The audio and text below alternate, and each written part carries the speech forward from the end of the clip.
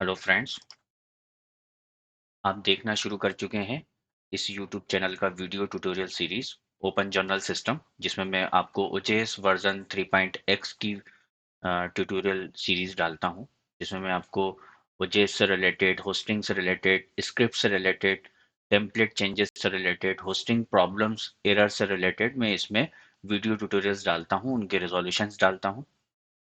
आप इस चैनल को सब्सक्राइब कर लीजिए और बेल आइकन प्रेस कर दीजिए ताकि आपको सभी अपकमिंग वीडियो ट्यूटोरियल्स के अलर्ट्स मिल सकें। वीडियो काम का लगे तो लाइक्स एंड शेयर ज़रूर करें। कोई आपके होस्टिंग से प्रॉब्लम हो, होस्टिंग से रिलेटेड कोई प्रॉब्लम हो, पब्लिशिंग से रिलेटेड कोई प्रॉब्लम हो, इंडेक्सिंग आर्काइविंग से रिलेटेड कोई प्रॉब्लम हो, मुझे कोई वीडियो से रिलेटेड कोई एडवाइस हो, तो आप मुझे कमेंट्स करके बता सकते हैं। मैं उसका रिजोल्यूशन करने की कोशिश करूँगा। किसी को मुझसे कांटेक्ट करना हो तो मेरे फेसबुक प्रोफाइल से वाया मैसेंजर, फेसबुक मैसेंजर के थ्रू आप मुझे कांटेक्ट कर सकते हैं। आज मैं आपको इस वीडियो में, जैसा कि आपको स्क्रीन पे दिख रहा है, मैं आपको इस वीडियो में मैं मल्टी जर्नल्स जो हैं उनको किस तरीके से हम स्प्लिट कर सकते हैं, कितनी चीज़ों को हम स्प्लिट कर सकते हैं, ताकि इन फ्यूचर जब हमारा जर्नल, जब आफ्टर 10 ईयर्स, आफ्टर 5 ईयर्स, या मैं टाइम के अकॉर्डिंग इसको ना बोल के मैं बोलूँ कि जब नंबर ऑफ आर्टिकल्स बहुत ज़्यादा जब हो जाएंगे, नंबर ऑफ आर्टिकल्स जब अबव 1000, 2000, 3000 जब आर्टिकल्स हो जाएंगे, तब क्या प्रॉब्लम आएगी, क्या एग्जिस्टिंग प्रॉब्लम आएगी, और कौन कौन सी दिक्कतें हो सकती हैं, और उसका हम रिजोल्यूशन क्या कर सकते हैं, वो हम इस वीडियो में देखेंगे। फर्स्ट ऑफ ऑल, ये प्लानिंग जो है, ये जो मैं आज आपको जो स्प्लिट जर्नल की जो प्लानिंग बता रहा हूँ, ये प्लानिंग आपको फर्स्ट आर्टिकल से ही स्टार्ट करना पड़ेगा। इट मीन्स कि अगर आपके 300 आर्टिकल्स हैं, 500 आर्टिकल्स हैं, 1000 आर्टिकल्स हैं, 2000 आर्टिकल्स भी अगर हैं, तो आप ये जो पॉलिसी है ये आप अपने जर्नल में अप्लाई कर लें। नहीं तो ये आपको बाद में जाके बहुत एक्सपेंसिव और बहुत महंगा पड़ सकता है। और क्योंकि आप जर्नल जब चलाना स्टार्ट करते हैं तो आपको 25 साल का भी रिकॉर्ड आपको अपने पास रखना पड़ेगा हर हालत में। तो ज़रूरी क्या है कि हमें इस पॉलिसी को क्यों बनाना पड़ा। मुझे क्या हुआ कि कुछ ऐसे जर्नल्स मिले जो 25 ईयर्स ओल्ड जर्नल्स मिले, या मतलब जिसमें 20,000 आर्टिकल्स थे, अबव 20,000 आर्टिकल्स थे, 25,000 आर्टिकल्स थे। फिर हर एक आर्टिकल्स में चार चार गेलीज थी, पीडीएफ गेली है, एचटीएमएल गेलीज थी, और एक्सएमएल गेलीज थी हर एक में।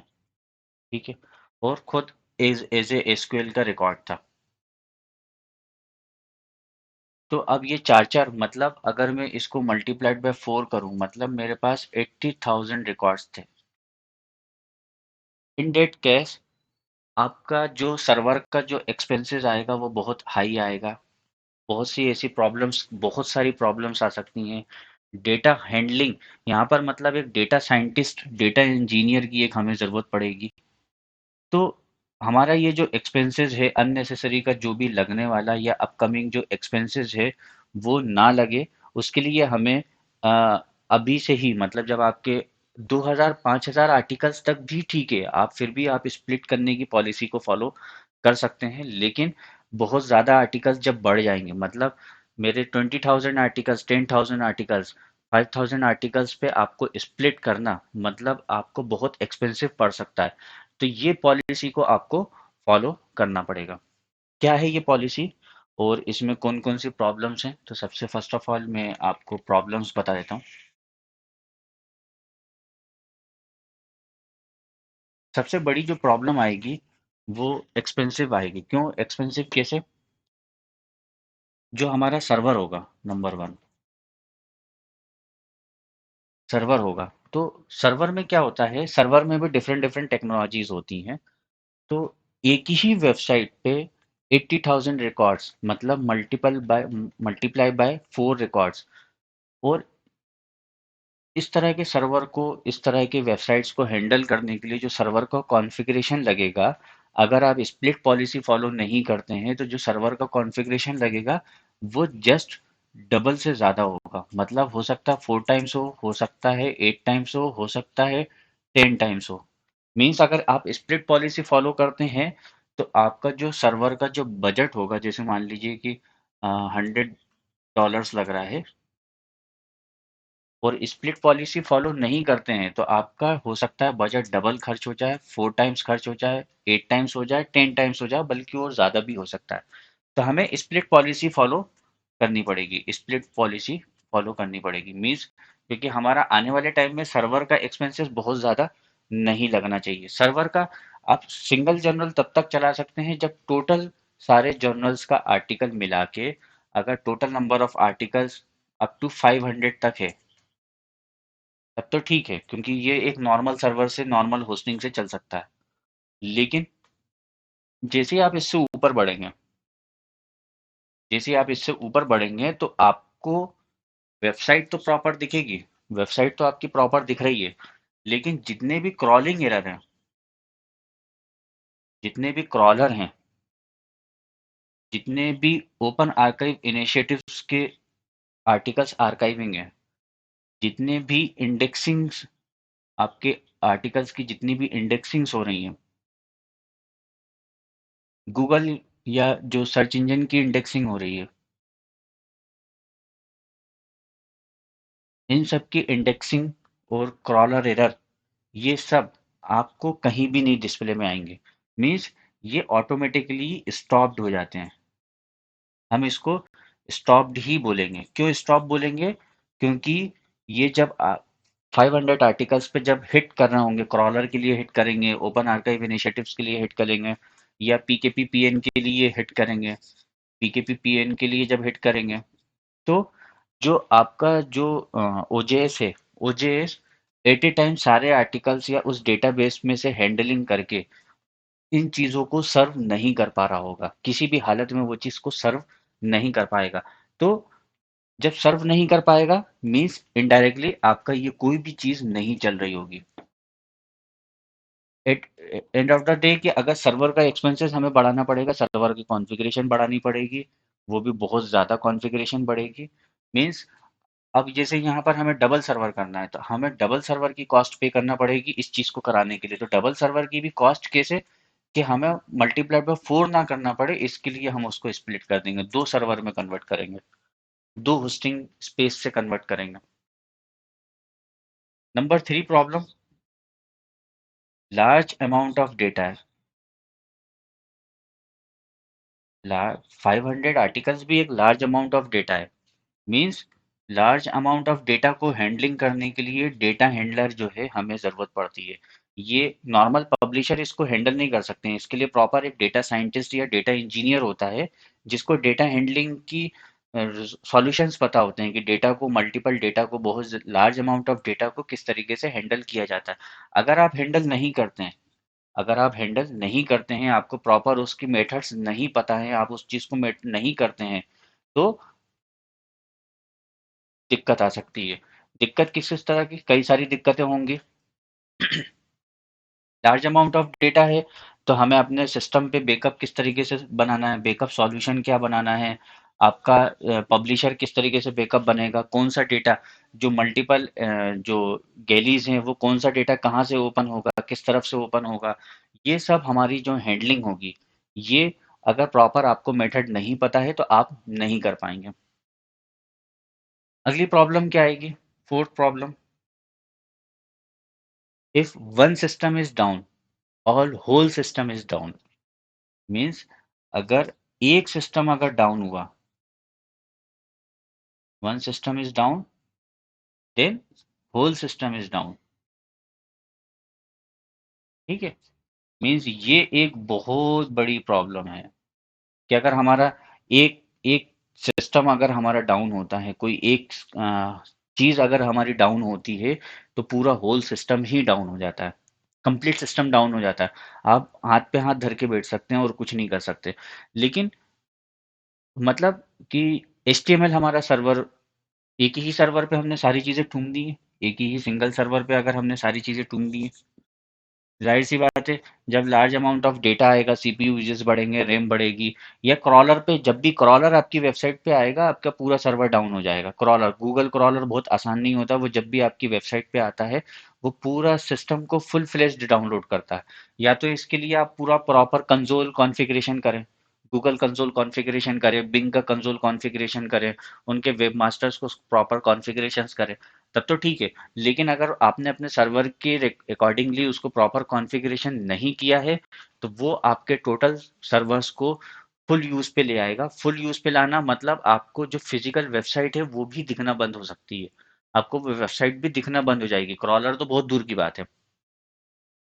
तो हमारे लिए ये स्प्लिट करने की ज़रूरत हमें क्यों पड़ रही है, ये सारी चीज़ें मैंने आपको एक बताया। ये बहुत बड़ा एक ड्रॉबैक आता है। अप टू 500 आर्टिकल्स तक ठीक है, आप चला सकते हैं।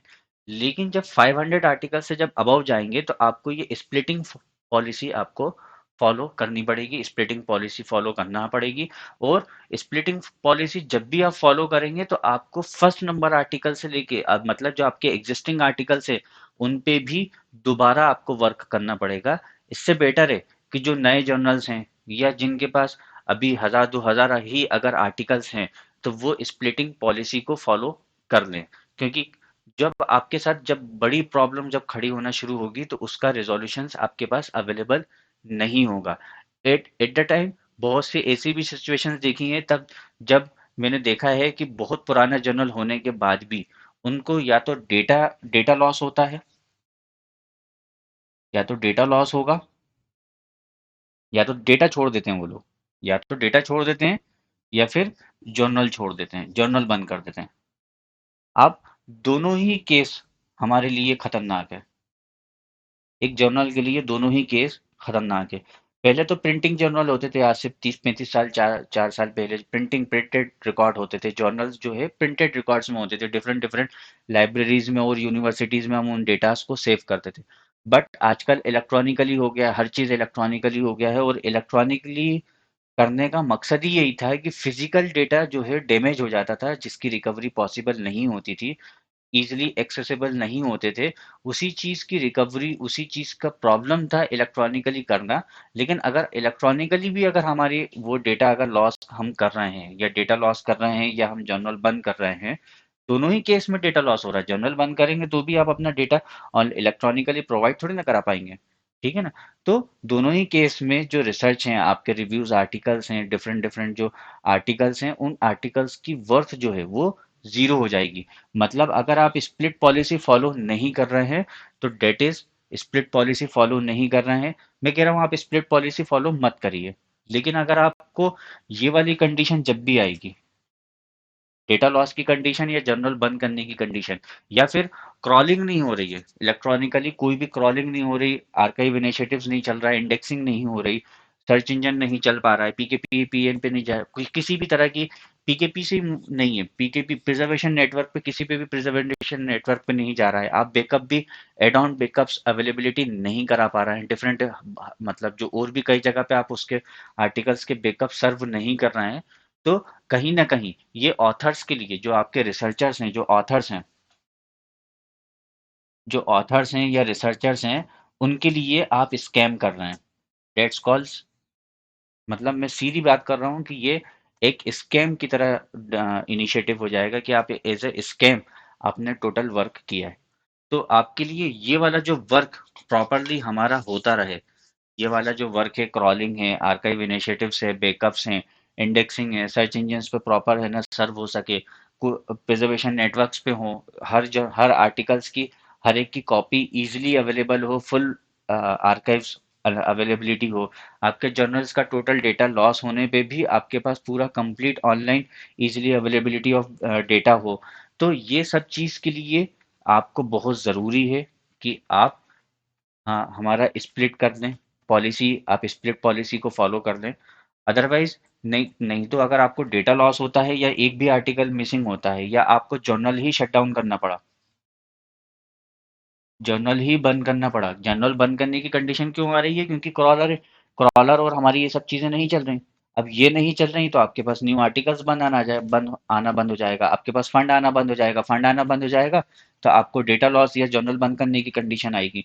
तो एंड ऑफ द मतलब स्टेटमेंट ये है कि वो आप एज ए ऑथर्स के साथ या रिसर्चर्स के साथ चीटिंग कर रहे हैं, स्कैम कर रहे हैं, टोटल स्कैम कर रहे हैं, क्योंकि ई जर्नल का मतलब ही यही है कि आपको उसको फाइव, हाँ, फाइव मतलब 50 साल 100 साल आपको वो डेटा प्रोवाइड करके देना है। जब तक इंटरनेट एरा है या इससे न्यू एरर नहीं आ जाती, तब तक आपको वो डेटा प्रोवाइड करा के देना है। फिजिकल में हमारे साथ प्रॉब्लम थी, तभी तो ई जर्नल से स्टार्ट हुए क्योंकि हमें एक्सेसिबिलिटी और पूरा जो ग्लोबली जो रिसर्चर्स हैं, दूसरे जो ग्लोबली जो रिसर्चर्स हैं, साइंटिस्ट हैं, वो आपके डेटा को एक्सेस कर सकें, आपकी रिसर्च को एक्सेस कर सकें, आपने जो भी आर्टिकल सर्व किया है उसको एक्सेस कर सकें। फिजिकल जर्नल्स को हर यूनिवर्सिटीज लाइब्रेरीज में पहुंचाना पॉसिबिलिटी नहीं होती थी, और फिर उसका प्रिजर्वेशन इतना आसान नहीं होता था, तभी तो ई जर्नल्स का सिस्टम स्टार्ट हुआ। तो अगर आप इस तरह की कोई प्रॉपर अगर पॉलिसी को फॉलो कर रहे हैं, आप नहीं चाहते हैं कि आपके जर्नल्स के या ऑथर्स के साथ स्कैम हो, रिसर्चर्स के साथ स्कैम हो, आपका एक सिंगल जर्नल भी आर्टिकल्स भी लॉस हो, तो आपको इस तरह की कोई स्प्लिट पॉलिसी बनानी पड़ेगी। और भी स्प्लिट पॉलिसी में और भी क्यों हम स्प्लिट पॉलिसी करते हैं, उसका बहुत सारे फायदे हैं, मैं सारे फायदे आपको अभी नहीं बता सकता हूँ। अब जैसा कि इसमें ये सब जो प्रॉब्लम है, सबसे पहली जो आपके लिए एज ए पब्लिशर जो आपके लिए सबसे ज्यादा जो फायदेमंद, अब मैं एडवांटेजेस की बात कर रहा हूँ, क्या फायदा है, हम क्यों कर रहे हैं। तो एडवांटेजेस में सबसे पहला एडवांटेज तो यही है कि भाई आपका पैसा बचेगा। सीधी बात ये है कि आपका पैसा बचेगा, मनी इन्वॉल्व है, पैसा बचेगा। जैसे ही आप स्प्लिट आर्टिकल्स करते हैं और आपके पास अबव 500 या 1000 आर्टिकल्स हैं, तो आपका जो बजट है वो कम होना शुरू हो जाएगा, कम होगा, खर्च कम होना शुरू हो जाएगा। एज वेल एज खर्च कम होना शुरू हो रहा है, इसका मतलब आप आपकी क्रॉलिंग अच्छी हो जाएगी, आपकी इंडेक्सिंग, प्रिजर्वेशन नेटवर्क, ये सब बहुत अच्छा हो जाएगा। ऑटोमेटिकली सर्वर को स्पेस मिलने लगेगा, जगह मिलने लगेगी। As as well as large amount of जो डेटा है, जो आपका बैकअप्स है, वो स्प्लिटली इंडिविजुअली हर जगह आपका स्टोर्ड होगा अलग अलग। और जस्ट एप्लीकेशन में प्रॉब्लम आने में आपका डेटा का लॉस कहीं से भी कहीं नहीं है। दूसरा, एक सिस्टम बंद होने पे पूरा सिस्टम बंद नहीं होगा, एक सिंगल सिस्टम बंद होने पे हमारा पूरा सिस्टम डाउन नहीं होगा, कहीं ना कहीं वो हमारा कोई ना कोई एक सिस्टम अप होगा, चालू होगा, बंद नहीं होगा, टोटल सिस्टम शटडाउन नहीं होगा। तो इस तरह जो इसके ड्रॉबैक हैं, उसी का अपोजिट अगर मैं इसका सॉल्यूशन कर लेता हूँ, स्प्लिट पॉलिसी फॉलो कर लेता हूँ, तो मेरे को इसका रिजोल्यूशन मिल जाएगा। इसके अलावा भी बहुत सारे बेनिफिट हैं, बहुत सारे बेनिफिट हैं, जिसके लिए हम स्प्लिट पॉलिसी फॉलो करते हैं। अब एग्जैक्टली स्प्लिट पॉलिसी है क्या, वो मैं अब आपको बताता हूँ।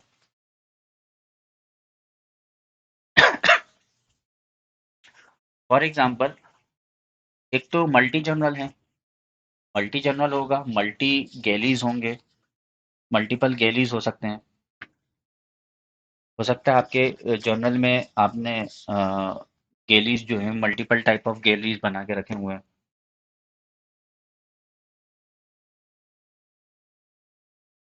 तो दो चीज़ें हम स्प्लिट कर सकते हैं, दो चीज़ें हम स्प्लिट कर सकते हैं। नंबर एक, जो जर्नल है, अगर हमारा मल्टी जर्नल है, मल्टीपल जर्नल है, तो हम जर्नल्स को स्प्लिट कर सकते हैं।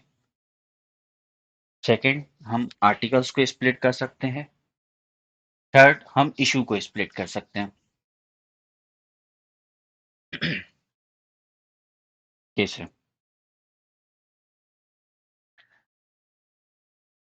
मान लीजिए कि आप मल्टीपल जर्नल चला रहे हैं, तो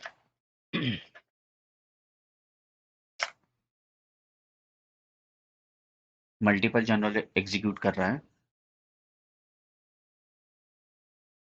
तो आप इसको एक ओजेएस पे ना चला के मल्टीपल ओजेएस सेटअप करेंगे। ठीक है, मल्टीपल ओजेएस सेटअप करेंगे मतलब इसका पहले जर्नल का अलग ओजेएस होगा, दूसरे का अलग ओजेएस होगा, तीसरे का अलग ओजेएस सेटअप होगा। क्योंकि मल्टीपल जर्नल चलाने का ओजेएस फैसिलिटी तो प्रोवाइड करता है, लेकिन उसके अंदर कभी कोई सॉफ्टवेयर में एरर नहीं आएगी आपके मल्टी जर्नल में या बहुत सारे नंबर ऑफ आर्टिकल्स में। प्रॉब्लम आएगी सर्वर को सर्व करने में। तो अगर आप मल्टी जर्नल चला रहे हैं, मल्टीपल जर्नल हैं, तो ओजेएस को आप स्प्लिट करेंगे। नंबर टू, आपके मल्टीपल गैलीज हैं, मल्टीपल गैलीज हैं, मल्टीपल गैलीज हैं। गैलीज मतलब आर्टिकल्स के फॉर्मेट, आर्टिकल फॉर्मेट। कौन कौन से हमने कॉमन फॉर्मेट में आपको बता चुका हूँ अभी। एक तो सबसे मोस्ट कॉमन है पीडीएफ, एचटीएमएल, एचटीएमएल और एक्सएमएल भी बहुत ज़्यादा मोस्ट कॉमन फॉर्मेट है। फिर एज वेल एज हर एक आर्टिकल्स का एक डेटाबेस रिकॉर्ड्स होता है, मतलब एसक्यूएल रिकॉर्ड होता है। ठीक है। अब इन सब के गैलीज हैं, मल्टीपल गैलीज हैं, एज वेल एज हमारे मल्टीपल इशू हैं। बहुत से लोगों को नहीं मालूम, लेकिन जो जर्नल हम जो चलाते हैं या जर्नल जो भी इशू हमारा पब्लिश्ड होता है वो स्पेसिफिक, हर एक इशू स्पेसिफिक एक सब्जेक्ट पे होता है, एक फिक्स्ड सब्जेक्ट्स पे होता है। मतलब अगर मैं एग्जांपल के लिए लूँ तो मान लीजिए कि मैं बायोमेडिकल का एक जर्नल है, बायोमेडिकल का एक जर्नल है या मेडिकल का एक जर्नल है। तो मेडिकल का जर्नल है तो हम उसके अंदर इशू जो है वो सब्जेक्ट वाइज निकालते हैं, इशू जो है सब्जेक्ट वाइज निकालते हैं। तो जो बमुश्किल जर्नल चला रहे हैं उनके लिए सब्जेक्ट वाइज चलाना बहुत मुश्किल हो जाता है, तो वो एक स्पेसिफिक स्पेशलिटी में चलाते रहते हैं। लेकिन जब सब्जेक्ट वाइज जब हमें स्पेसिफिकली निकालना चाहिए इशू, जैसा कि आप न्यूज़ मैगज़ीन देखते होंगे, वो तो किसी न किसी सब्जेक्ट पे हर एक को हर एक आर्टिक मतलब स्पेशलिटी तो कॉमन होता है, बट सब्जेक्ट वाइज वो इशू को निकालते हैं। मतलब स्पेसिफिक सब्जेक्ट को, स्पेशलिटी को डिवाइड करते हैं वो सब्जेक्ट वाइज। स्पेशलिटी को हम डिवाइड करते हैं subject wise, subject wise divide करते हैं। अब होगा क्या, हम ये चीज़ क्यों कर रहे हैं, क्योंकि हमारी इंडेक्सिंग जो प्रिजर्वेशन नेटवर्क्स पे हम जो प्रिजर्व कर रहे हैं, आर्टिकल्स को प्रिजर्व कर रहे हैं, as well as open access को बहुत स्ट्रांगली फॉलो कर रहे हैं। ग्लोबली हमें पूरा डेटा को डिस्ट्रीब्यूट करना है। तो हमें ये सारे डिस्ट्रीब्यूशंस, ये सारी चीज़ों को करने के लिए, जो डिस्ट्रीब्यूशंस करने के लिए हमें अपनी एप्लीकेशन को ज़्यादा से ज़्यादा स्प्लिट करना पड़ेगा, जितना ज़्यादा स्प्लिट करना पड़ेगा। और स्प्लिट करने का मेन जो अहम रीज़न है, as a publisher as a businessman, जो मेन जो रीज़न है वो ये है कि हमें कॉस्टिंग सेव करनी है। ठीक है, कॉस्टिंग को कम करना है। ये आपको तब तक पता नहीं चलेगा जब तक आपके पास 500 हज़ार आर्टिकल्स हैं, आपको अभी नहीं पता चलेगा। जब 10,000 20,000 आर्टिकल्स होंगे तब आपके पास दो ही तरीके होंगे, या तो जर्नल बंद करो या डेटा लॉस करो। दो ही तरीके होंगे, उसकी कोई रिकवरी का सॉल्यूशन नहीं है, क्योंकि वो उस टाइम डेट टाइम आपको, आपने अभी तक जितना उस जर्नल से प्रॉफिट निकाला होगा उतना ही उसका खर्चा होगा उसको स्प्लिट करने में, एज वेल एज स्प्लिट करना, फिर उसके बाद दोबारा इंडेक्सिंग, दोबारा क्रॉलिंग, हर चीज दोबारा होगी, नए सिरे से होगी। मतलब अगर आप 10,000 आफ्टर 10,000 आर्टिकल्स के बाद अगर क्लस्टरिंग करते हैं, क्लस्टरिंग पॉलिसी फॉलो करते हैं, स्प्लिट पॉलिसी फॉलो करते हैं, तब आपके लिए ये सारी चीज़ें करना मोस्ट एक्सपेंसिव हो जाएगा, बहुत ज़्यादा एक्सपेंसिव हो जाएगा। तो ये आपको अभी करना पड़ेगा, ये आपको अभी नहीं पता चलेगा, और इसमें आपका बजट बचेगा ही। मतलब बजट जो है आपका, एक्सपेंसेस जो है वो घटेगा ही, बढ़ेगा नहीं। तो स्पेशलिटी वाइज ये तीन तरह के हम जर्नल्स को स्प्लिट करते हैं। अब इसको एग्जैक्टली करते कैसे हैं, होगा कैसे, ये प्रैक्टिकली किस तरीके से होगा, मैं आपको इसको अभी ब्लॉक डायग्राम से मैं आपको इसमें एक्सप्लेन करता हूँ, ब्लॉक डायग्राम के थ्रू एक्सप्लेन करता हूँ। आप इसको मल्टीपल जर्नल हैं, मतलब जर्नल हैं तो उसको कैसे स्प्लिट, गेलीज को कैसे स्प्लिट, और स्पेशलिटी को सब्जेक्ट वाइज स्प्लिट।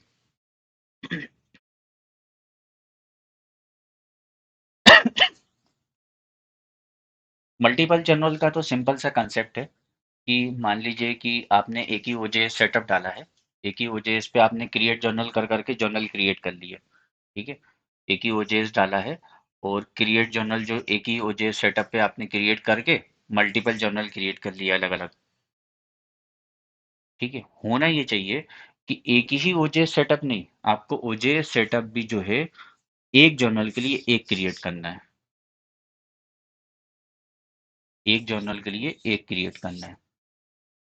अब आपने journal one, one, journal two, journal 3।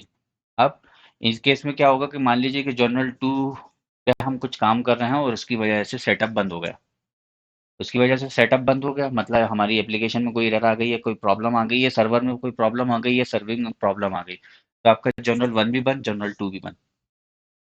जबकि आपको स्प्लिट करते हैं, एक ओजेएस सेटअप फॉर एक जर्नल 1, एक ओजेएस सेटअप फॉर एक जर्नल 2, एक ओजेएस सेटअप फॉर जर्नल 3। तो आपके जितने जर्नल हैं हर एक के लिए इंडिविजुअली आपको ओजेएस सेटअप रखना है, ना कि सिंगल। मतलब एक ओजेएस पे सिंगल सिंगल जर्नल वाले आपको उसके अंदर क्रिएट जर्नल नहीं करना है, इंडिविजुअली क्रिएट करना है। ठीक है, इंडिविजुअली क्रिएट करना है मतलब सब डोमेन्स बना के या हर एक के अलग अलग डोमेन बुक करके। तो सब डोमेन बनाना फ्री होता है तो आप सब डोमेन से ही बनाएंगे। मतलब इस वाले के लिए अलग सब डोमेन क्रिएट करेंगे, उस सब डोमेन को ओजे सेटअप डालेंगे, उसके आर्टिकल्स उसके अंदर। ऐसे 2 के लिए करेंगे, ऐसे 3 के लिए करेंगे। एक ही ओजे सेटअप के अंदर मल्टी जर्नल क्रिएट नहीं करेंगे। हाँ, आपको आफ्टर 1000 या आफ्टर 5 ईयर्स अगर जर्नल बंद ही करना है, आपने कोई money making type journal start किया है तो कोई दिक्कत नहीं है, फिर तो आप सिंगल पे भी करिए। लेकिन मनी मेकर्स नहीं है, आपने प्रॉपर प्लानिंग लेके अगर स्टार्ट कर रहे हैं तो आपको डिवाइड करके ही चलाना पड़ेगा हर हालत में। तो जर्नल 1, जर्नल 2, जर्नल 3 जितने भी हों आपके 10-12, मैंने तो ऐसे ऐसे भी देखे हैं जिन्होंने 40-40 जर्नल एक ही ओजेएस सेटअप पे क्रिएट करके रखे हुए हैं और किसी एक जर्नल की वजह से बाकी सारे जर्नल बंद। इन डेट केस में क्या होता है कि अगर हमें सर्वर मूव करना है तो एक एक जर्नल करके मूव होगा। इसमें कंप्लीट वेबसाइट को डाउनलोड करो, 4 दिन 5 दिन हमने डाउनलोड करने में लगाया, फिर 4 दिन 5 दिन हमने उसको अपलोड करने में लगाया। ये मैं आपको 40 to 50 जर्नल्स के केस में बता रहा हूँ। स्प्लिट करना ही जर्नल को, इस जर्नल सेटअप को आपको स्प्लिट करना ही फायदेमंद है। क्योंकि जर्नल को 2-3 जर्नल्स को अगर मूव ऑन करना है, अलग अलग सर्वर पे रखना है, तो हम कल की डेट में मान लो कि किसी एक आर्टिकल्स में अबव 1000 आर्टिकल्स पहुंच गए, तो हम इसको एक वीपीएस से डिवाइड कर लेंगे। ये अलग होस्टिंग पे चल रहा होंगे, फिर किसी और हो गया तो सबके अलग अलग वीपीएस हो जाएंगे। ठीक, अलग अलग वीपीएस हो जाएंगे क्योंकि सिंगल वीपीएस के लिए बहुत से लाइसेंस, सिंगल लाइसेंस बहुत सी जगहों पे, बहुत से सॉफ्टवेयर के, बहुत से एप्लीकेशंस के सिंगल जर्नल के लिए लाइसेंस फ्री है, वीपीएस के लिए लाइसेंस फ्री है।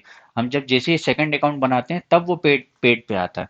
तो बहुत से हमें बेनिफिट्स मिलना शुरू हो जाते हैं। ये हमारा एक्सपेंसिव बचाने का तरीका है। लेकिन अगर आपका सिंगल जर्नल सेटअप है और मल्टी जर्नल है, सिंगल ओजेएस सेटअप है और मल्टी जर्नल है, तो फिर तो हमें हर चीज़ का लाइसेंस देना है। हर चीज़ का बहुत से ऐसे सॉफ्टवेयर्स होते हैं, एप्लीकेशंस होती हैं, प्रिजर्वेशन नेटवर्क्स होते हैं, बैकअप सर्विसेज होती हैं। तो वो सारी चीज़ों के हमें एड ऑन में सर्विसेज में पैसा देना पड़ेगा। बहुत से जर्नल वालों को तो ये चीज़ पता भी नहीं है कि अच्छा ऐसी भी कोई चीज़ होती है। मैंने अभी तक तो यही देखा है कि 10 और 9 को तो नहीं पता। मतलब 10 में से सिर्फ एक को ही पता है कि अच्छा है कि है ना, हाँ ये चीज़ भी होती है, हमें आपको ये चीज़ करके देनी है। तो हम जर्नल्स को स्प्लिट करेंगे, जर्नल्स को स्प्लिट करेंगे। सेकेंडरी आपके ब्लॉक डायग्राम से मैं आपको एक्सप्लेन करता हूँ, जिसमें हम गेलीज और इश्यूज को हम डिवाइड करेंगे।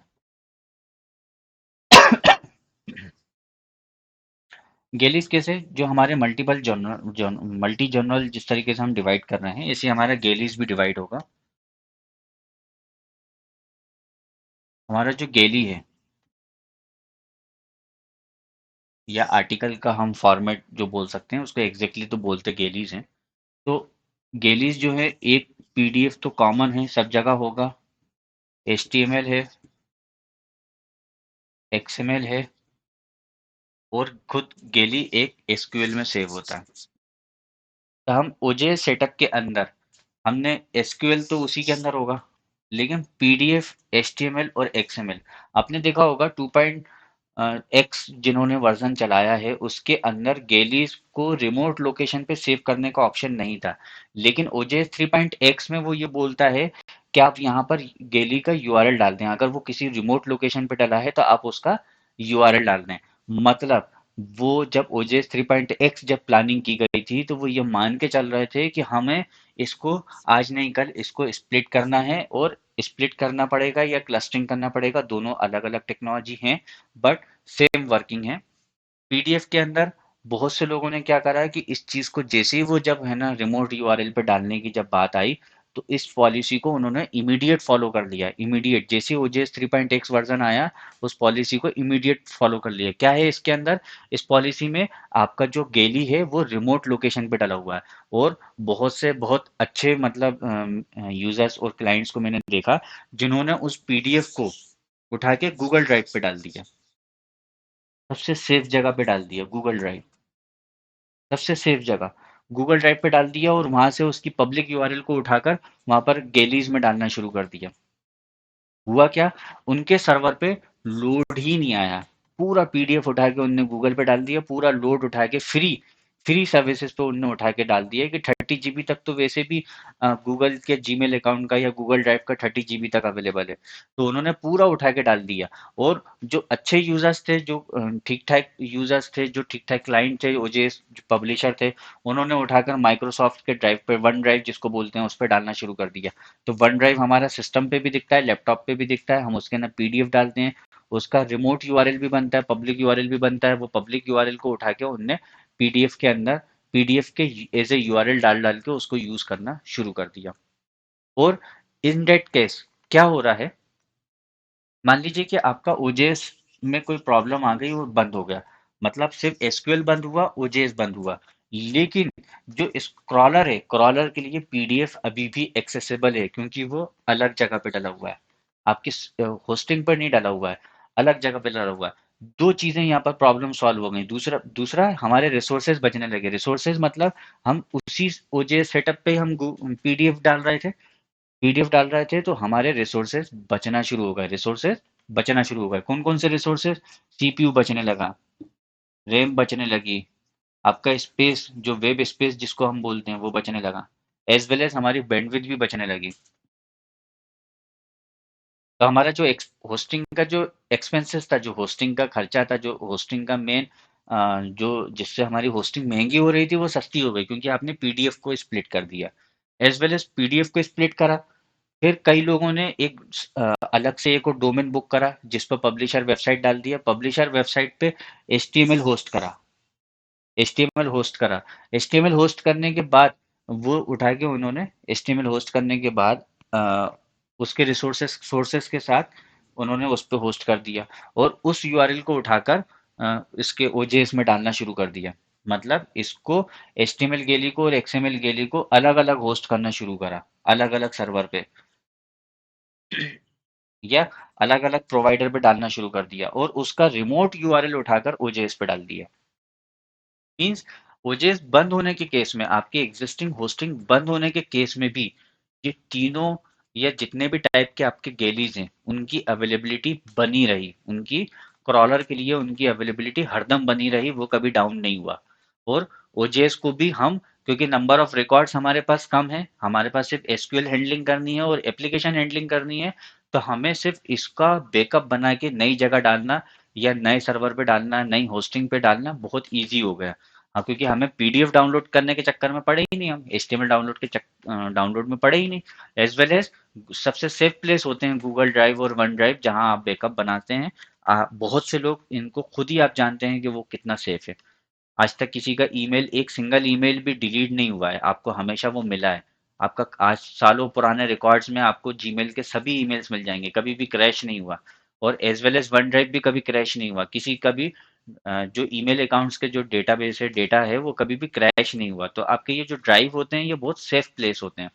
तो हम गैलीज को जो है ओजेएस 3.x के अंदर जो इस कंसेप्ट को जो लाया गया, जो इस कंसेप्ट को पीकेपी ने जो बनाया, उसके पीछे रीजन ही यही था कि आप अपने गैलीज को, अपने आर्टिकल फॉर्मेट को, फॉर्मेट के अकॉर्डिंग उसको आप डिवाइड कर सकते हैं, जितने चाहें उसकी होस्टिंग को डिवाइड कर सकते हैं। और एज वेल एज मैंने आपको बताया कि अगर आपको गूगल ड्राइव पे अगर सेव करना है या वन ड्राइव पे सेव करना है तो आपकी तो इस पे कॉस्ट कटिंग भी हो रही है, कॉस्ट भी बच रही है और सेफ हैंड में चीज जा रही है। आपका कभी भी एक्सएमएल एचटीएमएल किसी भी आर्टिकल फॉर्मेट में कभी भी लॉस नहीं होगा, आपको मिलेगा ही, हर दम मिलेगा। एज वेल एज वो आपके लैपटॉप पे भी ज्वाइन हो जाता है, आपके सिस्टम पे भी ज्वाइन हो जाता है। तो आप अपने सिस्टम पे डायरेक्ट उस पीडीएफ को डाल देंगे, सिंक कर देंगे, वो ऑटोमेटिक पब्लिकली उसका पब्लिक यूआरएल हमको मिल जाएगा। अब जैसे कि मैंने एचटीएमएल बताया, तो एचटीएमएल को एक और सब डोमेन पे डाल दिया, एक डोमेन पे डाल दिया, मेन डोमेन पे डाल दिया, और वो एक उसकी अलग होस्टिंग ले ली, या एक्सएमएल के लिए एक अलग होस्टिंग ले ली या अलग सर्वर ले ली, क्योंकि ये तो गूगल ड्राइव से सर्वेबल नहीं है। तो एचटीएमएल से जब हमने इसको लिया या किसी फ्री होस्टिंग पे डाल दी, तो ओजेएस जो है जस्ट यहाँ से इसका यूआरएल डाल रहा है, मतलब इस वाले ओजेएस वाले सर्वर पे उसका लोड नहीं आएगा, इसका लोड इस पे आएगा, इस पे आएगा। मतलब ये बंद हो गया तो ये चालू है, ये बंद हो गया तो ये चालू है। हमारा रिसोर्सेस कभी भी, जो हमारे जो एप्लीकेशंस हमने जो डिवाइड करी हैं वो खत्म नहीं हुआ, चीजें चल रही हैं, कोई भी चीज टोटली डेड नहीं हो रही है। किसी भी इंसान को टोटल मरा हुआ कब मानेंगे, जब उसके सारे बॉडी पार्ट्स डेड हो जाएंगे। लेकिन कोई एक भी बॉडी पार्ट, दिमाग या दिल में से कोई एक भी चीज चल रही है, मतलब इंसान अभी जिंदा है। तो सेम कंसेप्ट होगा इसके अंदर कि अगर हमारी गैलीज या ओजेस में से कोई भी एक चीज चालू है, मतलब अभी हमारा जर्नल चालू है, बंद नहीं हुआ, टोटल शटडाउन नहीं हुआ। और फिर रिकवरी भी आसान होगी। आपको सिर्फ इंडिविजुअली एंटिटी पे आपको काम करना है, ओजेएस सेटअप पे काम करना है, या फिर आपको इंडिविजुअल गैलीज पे काम करना है। मूव ऑन बहुत ईजी हो जाएगा, बहुत ईजी हो जाता है। मूव ऑन बहुत ईजी हो जाता है। तो ये हमारा गेलीस को डिवाइड करने का एक तरीका है। एज वेल एज मैं तो उसमें है ना और एडवांस लेवल पे लेके जाता हूँ कि इन एचटीएमएल गेलीस के अंदर, एचटीएमएल के अंदर अटैचमेंट के तौर पे पिक्चर्स डली होती हैं, पिक्चर्स होती हैं, पिक्चर्स फॉर्मेट्स होती हैं। तो इन पिक्चर्स को भी इंडिविजुअल होस्टिंग पे ले जाया जा सकता है, इंडिविजुअल डोमेन पे ले जाया जा सकता है, जिसको मैं बहुत से जर्नल्स को फॉलो भी कराता हूँ। बहुत से जर्नल्स को ये फॉलो भी कराता हूँ कि एक जगह आपका ओजेएस सेटअप और एसक्यूएल है, एक जगह पीडीएफ है, एक जगह आपका एचटीएमएल है। उस एचटीएमएल के अंदर जितने भी अटैचमेंट्स हैं, पिक्चर्स हैं, जितने भी अटैचमेंट एचटीएमएल के अंदर जो दिख रहे हैं, वो भी अलग जगह पे होस्ट हैं। फिर एक्सएमएल अलग जगह पे होस्ट है। फिर आपने एक और लेके मोबी आर्टिकल फॉर्मेट लिया है, तो वो अलग जगह पे होस्ट है। तो इतन जितने भी गैलीज हैं उनको मैं डिवाइड करके ही स्टोर कराता हूँ। और कम आर्टिकल्स हैं तो एक ही सर्वर पे कर लिया। लेकिन जब नंबर ऑफ आर्टिकल्स जब बढ़ेंगे, तो मुझे इनको अगले सर्वर पे ले जाके और वहां पर एग्जिस्टिंग में चेंज करना मेरे लिए कोई बड़ी बात नहीं होगी। जरा मैं एक सिंगल कमांड पे मैं सारे अपडेट कर दूंगा, सिंगल कमांड पे सारे अपडेट हो जाएंगे। मुझे सिर्फ एसक्यूएल के रिकॉर्ड्स में जाके सिर्फ उनकी आईपीस को चेंज करना है, या डोमेन को चेंज करना है, या डोमेन नेम को चेंज करना है। इसको किसी तरह की हैंडलिंग में, किसी भी तरह की हैंडलिंग में प्रॉब्लम नहीं आएगी। अब पहला मैंने आपको बता दिया मल्टी जर्नल, दूसरा मैंने आपको बता दिया गैलीज। अब तीसरा मैं आपको बता रहा हूँ, स्पेशलिटी एक ही है, बट जिस तरीके से हम एक ही सिंगल जर्नल है, सिंगल जर्नल के अंदर स्पेशलिटी भी एक ही है, लेकिन सब्जेक्ट डिफरेंट डिफरेंट है। तो सब्जेक्ट डिफरेंट डिफरेंट करने के लिए हमें क्या कर सकते हैं, वो मैं आपको इसी में आपको ब्लॉक डायग्राम में मैं आपको एक्सप्लेन करता हूँ।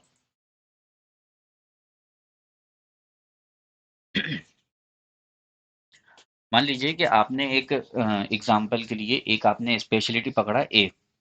अब उस स्पेशलिटी में मल्टीपल सब्जेक्ट होंगे।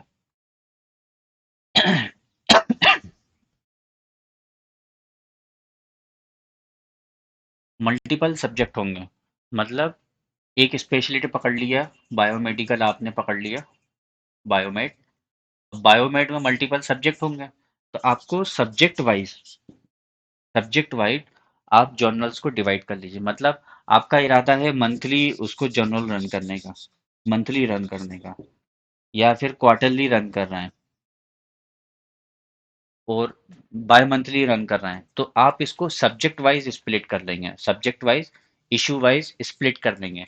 इन मीन्स हमारा, हम इसको subject wise, subject one, subject two, subject three हम डिवाइड कर लेंगे। मीन्स अब हम ओजेएस सेटअप जो है सब्जेक्ट वाइज करेंगे, अलग अलग, अलग अलग सेटअप करेंगे। और एक हम इस पे ओजेएस ने डाल के एक इस पे स्टैटिक डेटा डाल देंगे, जो इन सब्जेक्ट से कनेक्टिंग होगा, या एक इस पे मेन डोमेन ले लेंगे। जिस तरीके से हम पब्लिशर को अलग अलग ओजेएस पे लेके जा रहे थे, ओजेएस को मल्टी जर्नल पे लेके जा रहे थे, उसी तरीके से हर एक जर्नल को इंडिविजुअली सब्जेक्ट वाइज स्प्लिट करना है, एज वेल एज। अब मान लीजिए कि आप 12 निकालने वाले थे, 12 इशू निकालने वाले थे साल में। ठीक है। अब 12 इशू को हमने सब्जेक्ट वाइज डिवाइड कर दिया। तो पर ईयर मतलब एक इशू ये निकलेगा, एक इशू साल में, एक इशू साल में, एक issue subject wise divide, 12 subject में आप डिवाइड कर लेंगे। 12 सब्जेक्ट में आप डिवाइड कर लेंगे। ये थोड़ा सा कॉम्प्लेक्स प्रैक्टिस है, लेकिन बहुत फिजिबल प्रैक्टिस है कि साल में आपको एक सब्जेक्ट पे एक ही इशू निकालना है। साल भर उस पे आप है ना आर्टिकल्स को कलेक्ट करेंगे, और साल के एंड में उसको, या जो भी एक फिक्स टाइम साल भर आप, साल में एक ही इशू निकालना है, ओनली वन इशू। और अगले सब्जेक्ट का स्पेशलिटी एक ही है, लेकिन अगले सब्जेक्ट का आपने अगेन उसका इशू, उसके सब्जेक्ट वाइज अलग हो गया।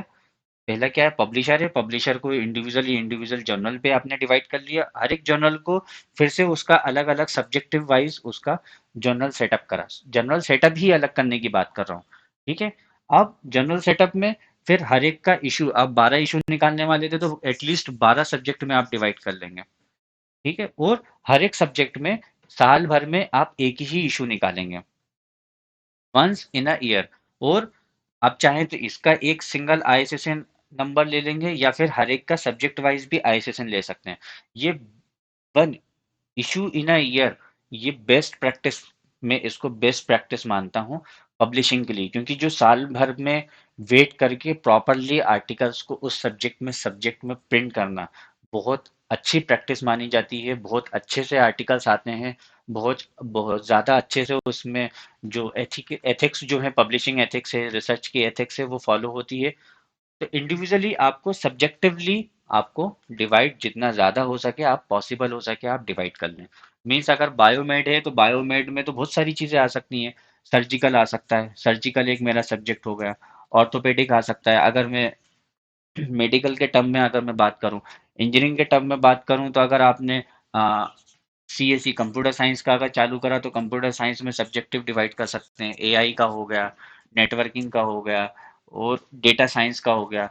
तो अगर आप 12 12 मंथली अगर निकालने वाले हैं, 12 मंथ इशू बनाने वाले हैं, तो आपको इशू को सब्जेक्टिवली डिवाइड करना है। इश्यूज को सब्जेक्टिवली डिवाइड करना है। बहुत से, इसी में एक और मैं एड ऑन कर देता हूं, या आप फोर्थ मान सकते हैं। उन्होंने क्या करा है, 10 इयर्स का डेटा, 10 इयर्स का डेटा एक ओजेएस सेटअप पे डाला हुआ है। मीन्स हर आफ्टर 10 इयर्स या 5 इयर्स वो जर्नल्स को डिवाइड कर देते हैं। जर्नल्स को एक और सेटअप डल जाता है कि जिसमें भाई 1991 से लेके 2000 तक का अलग जर्नल है। इस तरीके से उन्होंने डिवाइड किया हुआ है, मतलब इसको स्प्लिट कर दिया। अब ये एक अलग पड़ा हुआ है, ये अलग चल रहा है, आर्काइव हो रही है, प्रिजर्व पड़ा हुआ है, सेटअप ही अलग है। लेकिन जो करंटली जो अभी जो एरा चल रहा है कि भाई 2021, इस जर्नल को वो करंटली रखते हैं, इसके साथ स्पेसिफिक पूरा प्रॉपर वर्क, इस पे तो वर्क हो चुका है। तो इसको जबरदस्ती हमारे एग्जिस्टिंग रिकॉर्ड्स में क्यों दिखे, वो अलग पड़ा हुआ है, वो चल रहा है। और इसको एरा वाइज है ना, उनने उसको उठाना शुरू कर दिया। एरा वाइज उसको एक मेन वेबसाइट से रूट कर दिया। एक वेबसाइट खोली, उस पे एरा वाइज पूछ रहा है कि भाई आपको कब के आर्टिकल्स खोलना है, 1991 से लेके 2000 तक, 2001 से लेके 2010 तक, 2011 से लेकर 2020 तक, एरा वाइज उसको डिवाइड करके रखा हुआ है। भाई क्रॉलर तो है ना, अलग अलग वेबसाइट से भी वो सब डेटा को सर्व तो कर ही रहा है ना। तो हम एरा वाइज उसको डिवाइड कर रहे हैं, इशू वाइज उसको डिवाइड कर रहे हैं, वॉल्यूम के अकॉर्डिंग, इश्यूज के अकॉर्डिंग उसको हमने जर्नल्स को डिवाइड कर लिया, टोटल ही डिवाइड कर लिया। तो ये इस तरीके से मल्टीपल हमारे पास स्प्लिटिंग, स्प्लिट के और क्लस्टरिंग, हम इस मेथड्स को क्लस्टरिंग और स्प्लिटिंग बोलते हैं। और यही एक मेथड होती है परफेक्टली और प्रॉपरली जर्नल्स को चलाना कम कॉस्ट में। तो इस प्लानिंग की एग्जैक्टली प्रैक्टिकली कैसे होता है, ये मैं आपको नेक्स्ट वीडियो में बताऊंगा। और इसके इस प्लानिंग के अंदर हम और क्या ले सकते हैं, आप मुझे कमेंट्स करके ज़रूर बताइएगा। प्रैक्टिकली एक छोटा सा एग्जांपल मैं आपको एक मेरे क्लाइंट की वेबसाइट से मैं आपको बता दूंगा कि ये प्रैक्टिकली कैसे किया जाता है, कैसे हो सकता है, कैसे स्प्लिट कर सकते हैं। ये मैं आपको नेक्स्ट वीडियो में मैं आपको बताऊंगा। इस वीडियो में बस इतना ही। Thank you.